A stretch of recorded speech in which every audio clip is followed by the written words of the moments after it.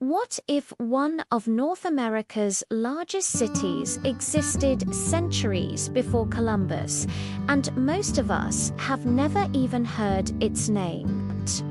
What if I told you that before European ships ever reached these shores, the Americas were home to sprawling urban centers meticulously planned and bursting with life? This isn't a fantasy. It's history buried under layers of myth and misunderstanding. For generations, the story we were told was simple. Indigenous peoples of the Americas lived in small, scattered tribes, roaming a vast, untamed wilderness. But this picture is fundamentally wrong. We're not talking about simple villages. We're talking about cities, true cities, with complex social structures, advanced engineering, and populations that rivaled and sometimes surpassed those of medieval Europe. The archaeology doesn't lie. It tells a story of a continent that was not empty, but alive with innovation and civilization. For a long time, the very idea of indigenous cities was dismissed. The narrative of a new world, untouched and sparsely populated, served a purpose.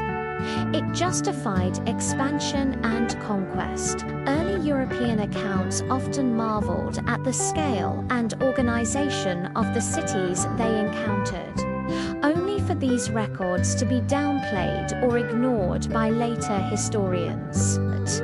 But the physical evidence is undeniable. We find cities with streets aligned to celestial events, massive public works, and sophisticated infrastructure. These weren't random collections of huts. They were the product of generations of accumulated knowledge, architectural skill, and deep spiritual connection to the land.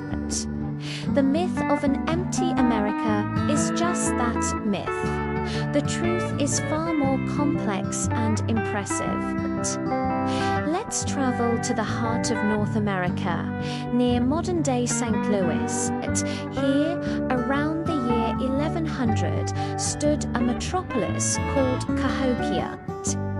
At its peak, it was a bustling city of up to 20,000 people, making it larger than London was at the time. Its heart was a central plaza larger than 30 football fields, surrounded by over 100 massive earthen mounds.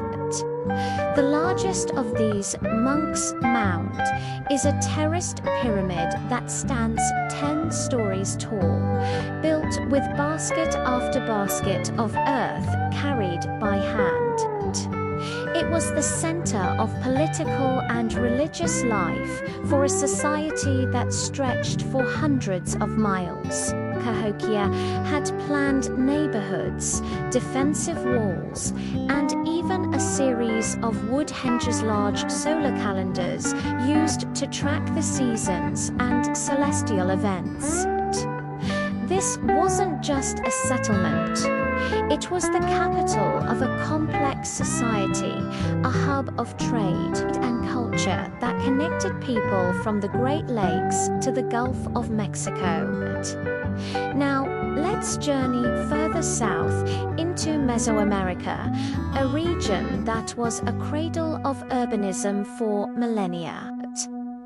Long before the Aztecs, the city of Teotihuacan rose in the Valley of Mexico. This was a true megacity, housing over 100,000 people at its height. Its main thoroughfare, the Avenue of the Dead, was flanked by monumental pyramids, including the Pyramid of the Sun and the Pyramid of the Moon. The entire city was laid out on a precise grid, a testament to sophisticated urban planning. Later, the Aztec capital, Tenochtitlan, stunned the Spanish conquistadors who arrived in 1519, built on an island in the middle of a lake. It was a city of canals, causeways, and floating gardens. One of Cortes' soldiers described it as a dream, comparing it to Venice, but noting its superior cleanliness and order. These weren't primitive settlements. They were some of the most spectacular and well-managed cities on Earth. The spirit of innovation wasn't confined to Mesoamerica. In what is now the American Southwest, the ancestral Puebloan people created remarkable urban centers. The most famous is Chaco Canyon in New Mexico. Between 850 and 1250 AD, they constructed massive multi-story stone buildings, or great houses with hundreds of rooms, all without mortar as we know it. These structures were not randomly placed. They were aligned with solar and lunar cycles, functioning as dwellings, ceremonial centers, and astronomical observatories. Further south, in the Andes Mountains of South America, civilizations like the Inca built cities at breathtaking altitudes. They mastered stone construction without metal tools, fitting massive blocks together so perfectly that a knife blade can't fit between them. They engineered thousands of miles of roads, suspension bridges, and agricultural terraces that transformed steep mountainsides into productive farmland. These achievements were all made without the wheel or large draft animals, showcasing an incredible understanding of physics, engineering, and environmental management.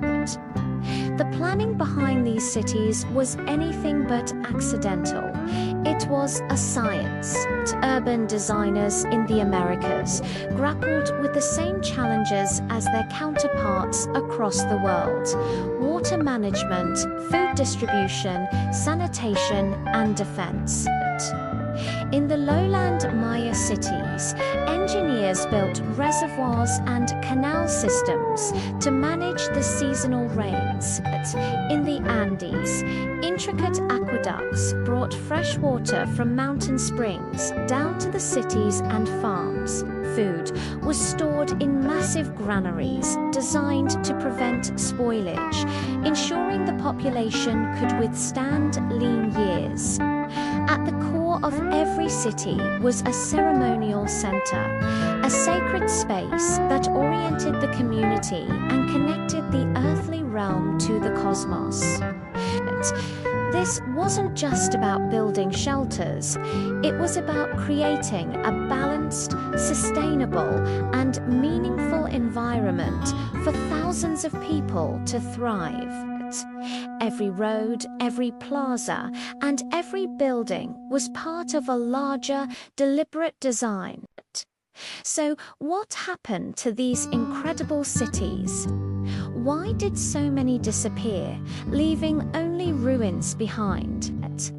The story is a tragic mix of environmental change, internal conflict, and most devastatingly, European contact. The arrival of Europeans brought diseases to which the indigenous populations had no immunity.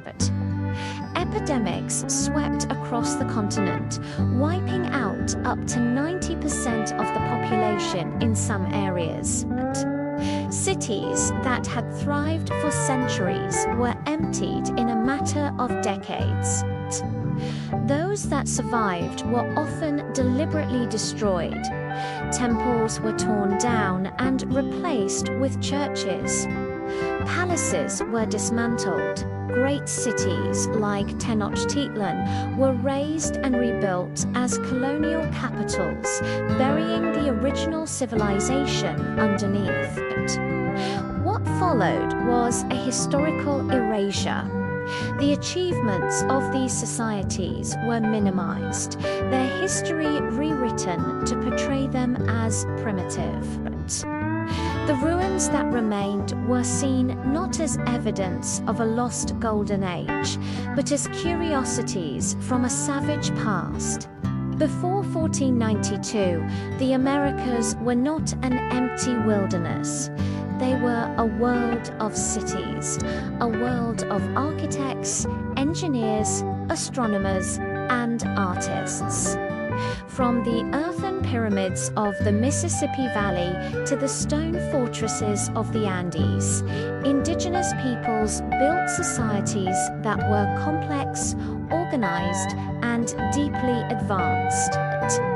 For too long, this history has been forgotten, ignored, or actively suppressed, but the stones and the earth remember. By exploring these ancient cities, we are not just uncovering ruins, we are restoring a vital chapter of human history and honoring the ingenuity of the continent's first peoples. Thank you for joining us on this journey. If you want to uncover more research-based documentaries that bring forgotten history back to light, make sure to subscribe to our channel.